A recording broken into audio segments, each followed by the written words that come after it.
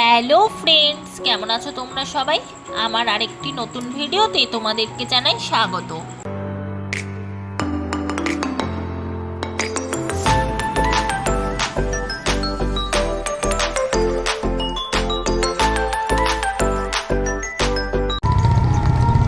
আমরা কলকাতা যাচ্ছি। পুরুলির ফ্ল্যাট উদ্বোধন, আজকে পুজো আছে, তাই আমরা সবাই কলকাতা যাচ্ছি। দাদা স্টেশনে গিয়ে দাঁড়িয়ে আছে, আমরা এই যে টোটোতে।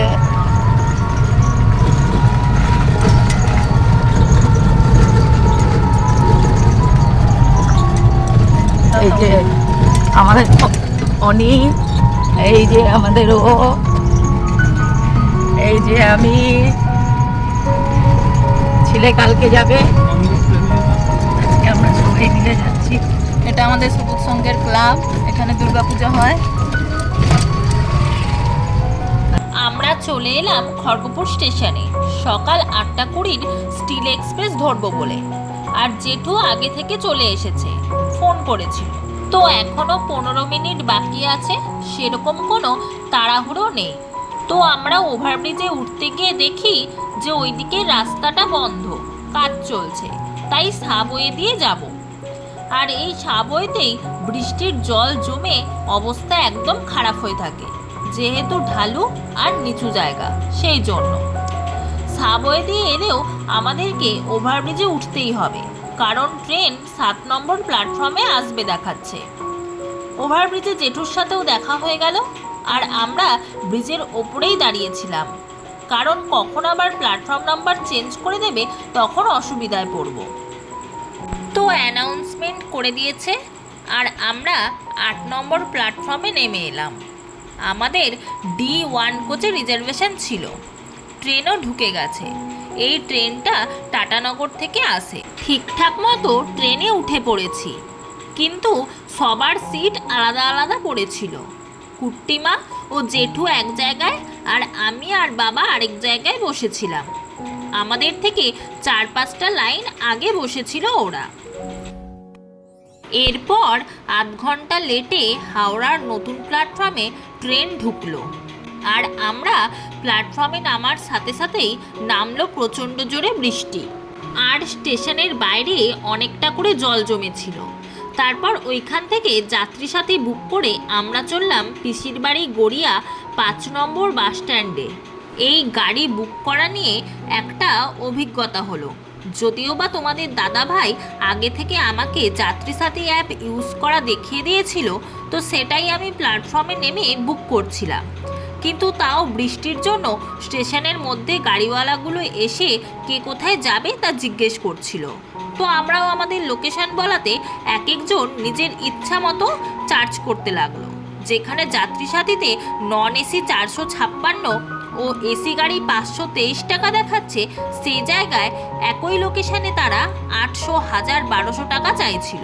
তো আমি তোমাদের সাথে এই কারণেই এটা শেয়ার করলাম যে তোমাদের কারো যদি এতে হেল্প হয়। তো আমাদেরকে গাড়ি বিদ্যাসাগর সেতু, SSKM হসপিটালের সামনে দিয়ে মা ব্রিজ ক্রস করে যাদবপুর হয়ে গড়িয়া 5 নম্বর বাস স্ট্যান্ডের কাছে এসে নামালো। আর এইখানে আগে থেকেই ছোট পিসেমশাই এসে দাঁড়িয়েছিল, তাই আমাদের আর কোনো অসুবিধা হয়নি। আমিও বাবা মায়ের সাথে এই প্রথমবার গড়িয়াতে এলাম। এর আগে এসেছিলাম, তবে ওইটা গড়িয়া হাট ঘুরতে। আর এটাই হচ্ছে গড়িয়া 5 নম্বর বাস স্ট্যান্ড। পিসেমশাই আর বাবা আগে এগিয়ে গেছে, আমি, কুট্টিমা আর জেঠু পিছনে যাচ্ছি। তবে 5 মিনিটেরও হাঁটা পথ নয়। বাস স্ট্যান্ড থেকে একদম সামনেই ছিল আমাদের রুমটা। আমরা হোটেলে এসে পৌঁছালাম। প্রথমে ঢুকতেই হোটেলটা দেখলাম খুব সুন্দর করে সাজানো। তো এই হোটেলটার নাম হলো রাজেশ্বরী, আর এর ফার্স্ট ফ্লোরে রয়েছে পোস্ত রেস্টুরেন্ট। আমাদের যেহেতু পৌঁছাতে প্রায় 1:30 মতো বেজে গেছিলো, তাই পিসেমশাই বলছিল আগে খেয়ে নাও, তারপর একেবারে উপরে যাবে, কারণ আমাদের রুমটা ছিল 2nd ফ্লোরে। তো মা আর বাবা রেস্টুরেন্টে ঢুকে পড়লো। আমি, পিসেমশাই আর জেঠু গেলাম উপরের রিসেপশানে ডকুমেন্টস জমা দিতে। তারপর রুমের চাবি নিয়ে ব্যাগগুলোকে রুমে রেখে আমিও চলে এলাম রেস্টুরেন্টে। আর বাইরে থেকে এই পোস্তটা এত সুন্দর সাজানো, কিন্তু ভিতরে ঢুকে আরও অবাক হলাম।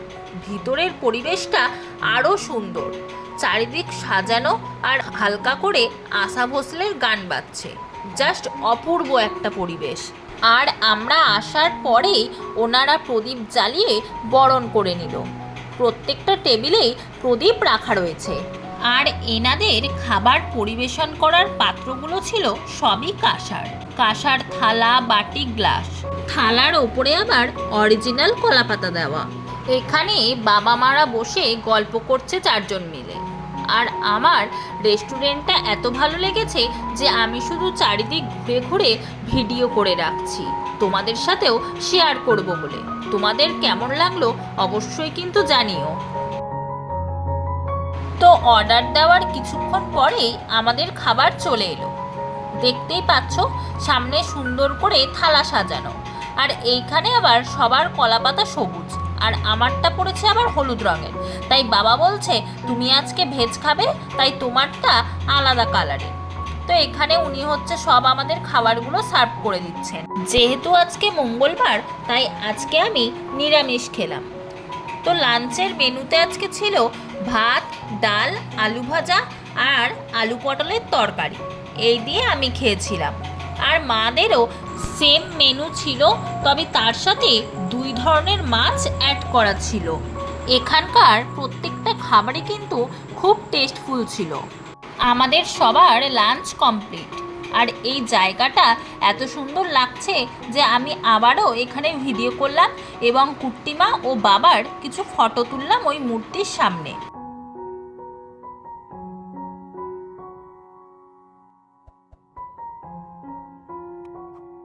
আমরা পোস্তর রাজবাড়ি থেকে খাওয়া দাওয়া করে বেরিয়ে পড়লাম। এখন যাচ্ছি রুমের দিকে। আজকে তোমাদেরকে রুমটাও ঘুরে দেখাবো যে কিরকম রুমে আমরা রয়েছি। তো 2nd ফ্লোরে চলে এসেছি। আর প্রথমেই ঢুকতেই রয়েছে রিসেপশানটা পেরিয়ে বাঁ দিকে রয়েছে ওয়েটিংয়ের জায়গা। এখানে যে কোনো গেস্টরা এসে এখানে ওয়েট করে। তো তার পাশ দিয়ে এইদিকে আমাদের রুম।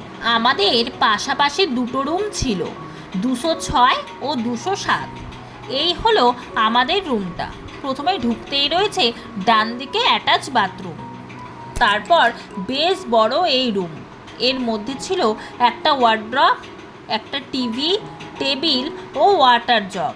কেউ যদি জল গরম খায় বা চা খায় তার জন্য। আর চা বানানোর জন্য সব কিছুই দেওয়া ছিল।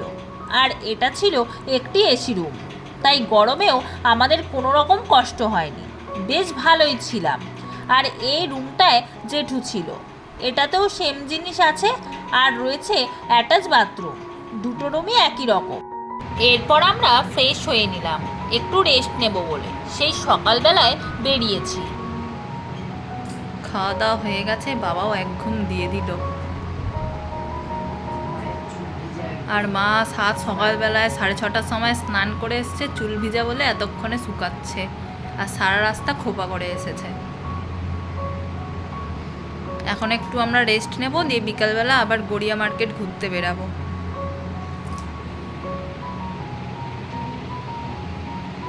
বিকেলবেলা আমরা আর কোথাও বেরাইনি। ছোট পিসি, পিসেমশাই, দাদা, পল্লবীদি ভাই, তার দাদা, মা ও সবার আদরের নীল এসেছিল। তাই রুমের মধ্যেই জমিয়ে গল্প হলো। আর আমরা হোটেলে কেন আছি সেটা তোমাদের বলি। কারণ পিসিরা এখন যে ফ্ল্যাটে আছে সেই ফ্ল্যাটে একদম জায়গা কম, তাই আমরা এইখানে রয়েছি। আর জেঠু গৃহপ্রবেশ উপলক্ষে শাড়ি, জামা কাপড় নিয়ে এসেছে, সেইগুলোই আমরা এখন দেখছি। হ্যাঁ, বৌদির হচ্ছে মা। আর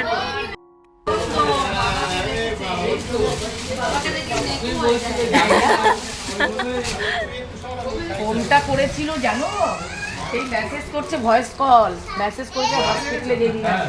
এত সুন্দর করে আমার তোমার জন্য আমার কি মনটা খারাপ লাগছে। হ্যাঁ, সুন্দর করে বলছে।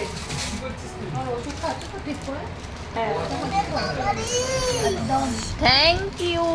যতক্ষণ ভুলে থাকি ততক্ষণ ভালো থাকি, জানো পল্লবী? হ্যাঁ হ্যাঁ, সেটা তো ঠিক। যতক্ষণ হাসি মজা আনন্দ।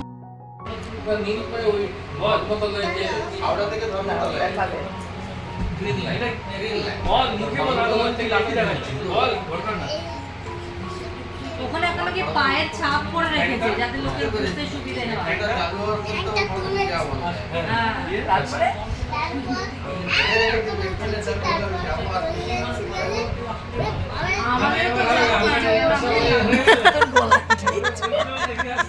তারপর হঠাৎ পল্লবীদি ভাই বাইরে গেল আর সাথে নিয়ে এলো একটা সুন্দর কেক, কারণ আজকে বাবা মায়ের অ্যানিভার্সারি, সেই জন্য। দাদু দিয়েছে, বলো ওগুলো দেখাও। মনে রেখেছে তাহলে। হ্যাঁ পিসি, আমি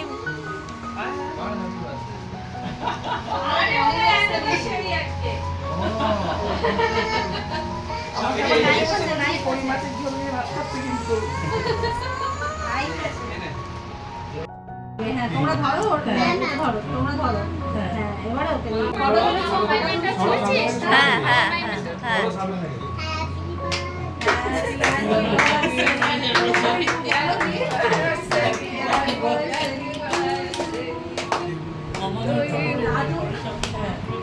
তুমি একটু ওকে আগে খাইয়ে দাও। দাঁড়াও ভাই, আমি আমি আমি উঠিয়ে দিলাম। নাও তুমি আগে খাও।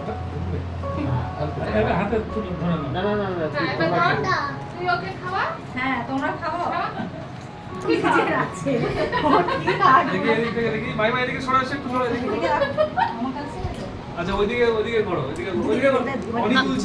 আমার ভিডিও হচ্ছে।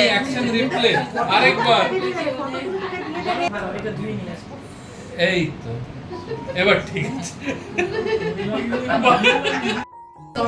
হ্যাঁ, আমি খুশি হলাম এই বছর। এটা একটু ধুয়ে দাও, এটা ধুয়ে নিয়ে আসো। হাত ধুতে হবে না। না না, একটা খাবার পরেই খাও। দেখো 32 বছরে এটা দেখো কি সুন্দর লাগছে। এই জায়গা দেখো। এই আর বলিস না, চল এবারে আমরা বাবা মা এই 32 বছরে প্রথম কেক কাটলো আর খুব খুশিও হয়েছে। আমরা 30 বছরের অ্যানিভার্সারিটা বড় করে করব বলেছিলাম, কিন্তু বাবা মা দুজনেই অমত থাকাতে সেইটা আর হয়ে ওঠেনি। না কেকটা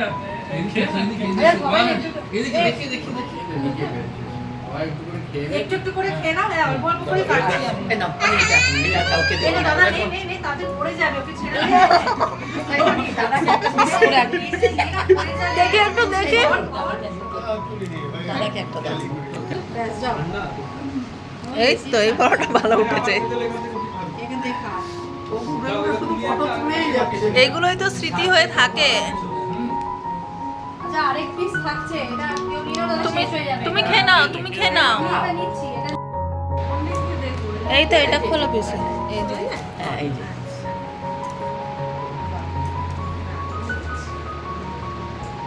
তো এভাবেই গল্পের সাথে কাটলো আজকের সন্ধ্যাটা। আর আমরা দিয়েছিলাম বেডশিট, সেটাই পিসি এখন খুলে দেখছে।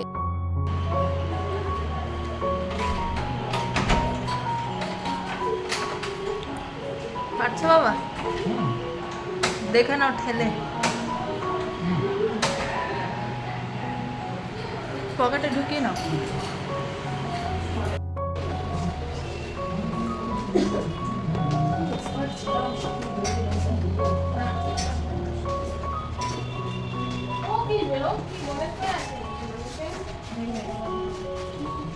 আমরা সবাই মিলে চলে এলাম ডিনার করতে।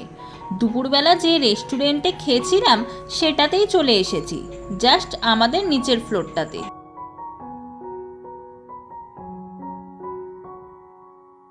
এখন খাবার অর্ডার দিয়ে সবাই ওয়েট করছি। আর নীলের খাবারটা এক্ষুনি দিয়ে গেল, যেহেতু ও ছোট তাই ওরটা আগে দিয়ে দিয়েছে। আর আমাদের মেনুতে ছিল ভাত, ডাল, আলু ভাজা, আলু পটলের তরকারি, ফুলকপির তরকারি আর ডিমের ঝোল। তো সবার খাওয়া দাওয়া কমপ্লিট। আর এখানে দেখো 1 প্লেট পান দিয়েছে, পানগুলো কিন্তু খেতেও দারুণ ছিল। মুখের ভিতর দেওয়ার সাথে সাথে কখন যে শেষ হয়ে গেল নিজেই বুঝতে পারলাম না। তো এখন যাব আমরা আমাদের রুমে, আর যেহেতু অনেকটা রাত হয়ে গেছে তাই পিসিরাও বেরিয়ে পড়বে। এইভাবেই আজকের দিনটা বেশ ভালোই কাটলো। কালকে পিসির নতুন ফ্ল্যাটে গৃহপ্রবেশ, সেই ভিডিও নিয়ে খুব শীঘ্রই আসছি। তো আজকের মতো ভিডিওটি এখানেই শেষ করলাম। ভিডিওটিতে একটি লাইক ও কমেন্ট করো, আর আমার ভিডিও যদি দেখতে পছন্দ করো তাহলে চ্যানেলটিকে সাবস্ক্রাইব করে নিও। সবাই সুস্থ থেকো, ভালো থেকো, আর আমার পাশে থেকো।